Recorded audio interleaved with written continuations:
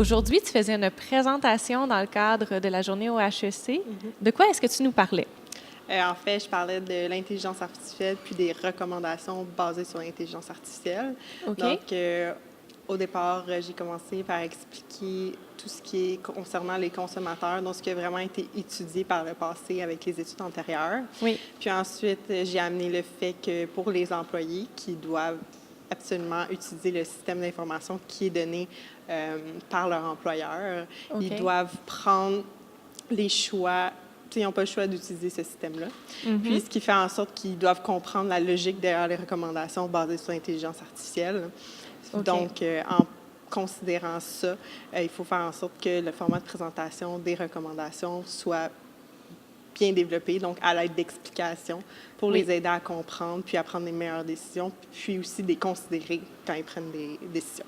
Mais là, tu me dis que l'intelligence artificielle est capable d'établir des recommandations quand même sur quelque chose que c'est sur les interactions humaines. Sur quoi on va faire des recommandations? Mais en fait, on était avec un partenaire, donc JDA Software, qui ont créé une plateforme, donc un prototype qu'on a utilisé. Puis ça faisait en sorte qu'il y avait des recommandations pour les planificateurs d'assortiment. Donc un planificateur d'assortiment, c'est une personne qui va décider les produits qui vont être, mettons, dans une collection.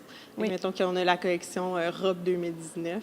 Oui. Mais là, ils vont déterminer à l'aide de plein de critères, comme par exemple les besoins des consommateurs, les contraintes des détaillants, les robes qui vont tout satisfaire ça vont pouvoir aller dans la collection. Puis ensuite, c'est comme ça qu'ils créent les assortiments de produits. Puis pour les aider à prendre des décisions plus facilement, parce que là, il y a beaucoup de variables à considérer, puis ça prend du temps, mais il y a des recommandations basées sur l'intelligence artificielle, donc qui prend en compte le côté consommateur, puis les limites du détaillant également, comme par exemple la quantité de storage qui est disponible. OK.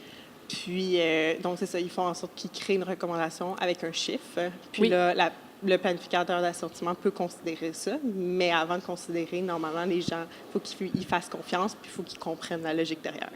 Puis justement, avant qu'il y ait l'intelligence artificielle qui faisait ça, parce que là, c'était venu remplacer des processus qui étaient déjà en place. Comment ça fonctionnait s'il n'y avait pas d'intelligence artificielle? C'était beaucoup de papier, de Excel. C'était vraiment... C'était complexe quand même. Ils devaient tout faire eux-mêmes, ça prenait du temps. Il fallait qu'ils regardent tous les pour, les contre. Ils doivent faire certaines, si on veut, des trade-offs entre les trucs qui, pour eux, sont plus importants, d'autres qui sont moins importants, pour ensuite déterminer la meilleure option, qui est, selon eux, la meilleure option. Mais peut-être que les recommandations basées sur l'intelligence artificielle, eux, vont avoir trouvé une autre option qui aurait été mieux. Mais est-ce qu'à ce moment-là, la personne qui fait le travail, elle est en mesure, en fait, c'est plus des conseils ou c'est des choses qu'elle doit prendre et mettre en application tout de suite? C'est comment elle reçoit cette information-là et qu'est-ce qu'elle fait lorsqu'elle l'a? C'est davantage un conseil. Donc, une recommandation, c'est plus un conseil. Donc, c'est un chiffre de 0 à 100 qui fait en sorte que la personne sait ce produit-là, qu'est-ce que l'intelligence artificielle qui considère toutes les variables impliquée va faire en sorte qu'on va pouvoir prendre la meilleure décision.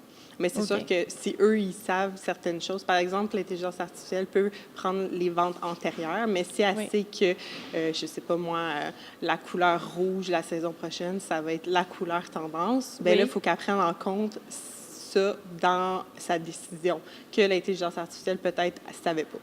Mais l'intelligence artificielle, comment elle fait pour savoir, justement, de façon prédictive, les prochaines saisons? Ça va être quoi les bons choix? Parce qu'il y a toujours des choses imprévues qui vont arriver. Oui, surtout que là, tu me donnes des exemples dans le vêtement. Dans le vêtement, il s'en passe plein des choses. Il va y avoir des célébrités qui vont faire des actions qui vont influencer le cours de la mode. Il y a des designers qui vont lancer des nouvelles collections. Donc, sachant que ces choses-là ne sont pas encore sorties, qu'on ne les connaît pas, comment l'intelligence artificielle peut faire des prédictions qui sont adéquates? Bien, c'est pour ça que le planificateur d'assortiment qui va prendre les décisions est là. L'intelligence artificielle vient recommander quelque chose, mais ça ne veut pas dire qu'elle sait tout. Donc, avec l'input de la personne, puis la recommandation qui y est donnée, bien là, ils peuvent prendre la meilleure décision parce que c'est le planificateur d'assortiment qui va finalement prendre la décision. Ce n'est pas l'intelligence artificielle. Ça devient à ce moment-là une extension du planificateur, cette intelligence-là. Ça ne le remplace pas. Exactement. Ça l'aide à prendre des meilleures décisions plus rapidement. Puis, sur quoi elle se base? C'est quoi les données qu'elle va aller chercher? Qu'est-ce que tu veux dire? Les données qu'elle va aller chercher pour faire ses prédictions. Tu disais tout à l'heure qu'il va se baser, des fois, il va sur les données passées, sur ce qui s'en vient, comme le rouge. Est-ce qu'on a une panoplie de données comme ça qui sont très précises ou il y en a des tendances plus générales au niveau du marché? C'est le côté de JDA Software qui s'en occupe. Donc, toute cette catégorie de l'algorithme, puis etc., c'était à eux. Puis c'est quand même... je pourrais pas t'expliquer tout ce qui est inclus là-dedans. C'est pas au niveau de la technique. C'est ça. Moi, c'était principalement, OK, ça donne un score. Comment présenter le score pour que les gens fassent confiance à ce chiffre-là, puis le considèrent dans leur choix. Puis qu'est-ce qui a influencé la confiance envers le chiffre? Oui, bien, c'est sûr que les gens veulent maximiser la meilleure décision possible, mais en même temps, ils ne veulent pas donner de l'effort cognitif à n'en plus finir, là, puis chercher pour trouver la meilleure décision. Exactement. C'est sûr que le balancement entre les deux était important, puis c'est ce que les résultats ont montré. Donc, on voulait, avec des explications, donc, par exemple, quand on cliquait sur ce chiffre-là, on pouvait avoir plus d'explications qui expliquaient, puis ensuite, qui n'était pas trop complexe à comprendre. Puis c'est ce qui est ressorti. Donc, pour la confiance, les gens veulent des explications. Oui, très clairement. Oui, puis ça fait en sorte aussi que leur satisfaction augmente en ce qui concerne la recommandation, parce que s'il n'y avait rien, ils seraient moins satisfaits. Donc, ils ont besoin d'explications, ils ont besoin de contexte. Oui, c'est ça. Dirais-tu aussi qu'il y a un risque par rapport à utiliser cette intelligence artificielle-là comme les yeux fermés un peu ou et comment la relation de confiance peut s'établir sans nécessairement devenir trop confiant envers la machine? Parce que ça demeure une machine. Oui, c'est ça. En fait, ça, c'est une autre grosse question. C'est sûr que le fait de la confiance, les gens veulent voir ils veulent pas... Ils pourraient peut-être vouloir voir l'algorithme au complet, ce qui n'arrivera probablement pas parce que c'est beaucoup trop complexe, puis normalement, on n'a pas vraiment le temps ou on comprendrait peut-être pas tout c'est un algorithme mathématique. Ce n'est pas à la portée de tout le monde. Moi, je lis un algorithme mathématique, puis ça serait un très gros mensonge de dire que je le comprends. Moi, je ne pourrais pas tout comprendre non plus. Donc, ça fait en sorte qu'il faut trouver une manière d'expliquer, mais si c'est comme expliquer partiellement, parce qu'on ne va pas montrer tout l'algorithme, on va juste montrer une partie. En montrant moins qu'une partie, là, dans le fond, ça va être vraiment certaines variables que là, on va mettre visuellement. Mais sinon, c'est comme ça qu'on montrait des explications plus visuelles qui faisaient en sorte qu'en un clin d'œil, juste tu comprenais rapidement. T'sais.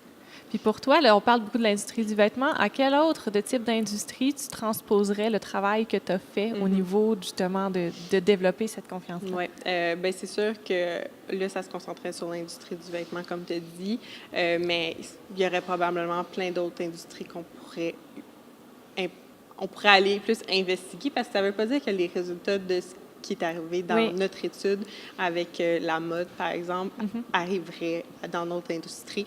Puis, mais c'est une bonne question. Mais ça me fait penser, en fait, c'est qu'il y a une actualité qui est sortie toute dernièrement, où est-ce que on parle des travailleurs sociaux qui se retrouvent avec un type d'outils de ce genre-là, mais on est dans un contexte qui est complètement différent. Donc, si d'un côté, on travaillait avec le vêtement puis qu'on avait des conseils sur la prochaine étape à faire en fonction, justement, de différentes datas au niveau de l'industrie du vêtement pour les prochains vêtements à mettre en vente, eux se retrouvent dans un contexte différent où ils font retourner des recommandations, mais ces recommandations-là, en fait, c'est des recommandations de diagnostic sur des humains. Et donc, ça peut, tu vois, on prend... C'est juste en changeant d'industrie, des fois, on se rend compte que ça fonctionne bien avec l'industrie du vêtement, mais est-ce que je suis à l'aise de m'en aller vers ça pour un côté plus humain, pour gérer un peu la santé des gens? Toi, ton opinion par rapport à ça, vers les différentes industries, c'est quoi? Moi, c'est sûr que, comme aujourd'hui, on a eu Christelle Black qui a présenté sur la bienveillance de l'intelligence artificielle, c'est sûr qu'il faut des règles éthiques pour cadrer tout ça. Puis, c'est ce que les gens essayent de faire présentement, mais c'est très complexe. Puis, il faut vraiment trouver un encadrement juste là, qui va faire en sorte que ça ne va pas aller dans n'importe quel sens. Tu penses que c'est un enjeu dans les prochaines années? Là? Oui.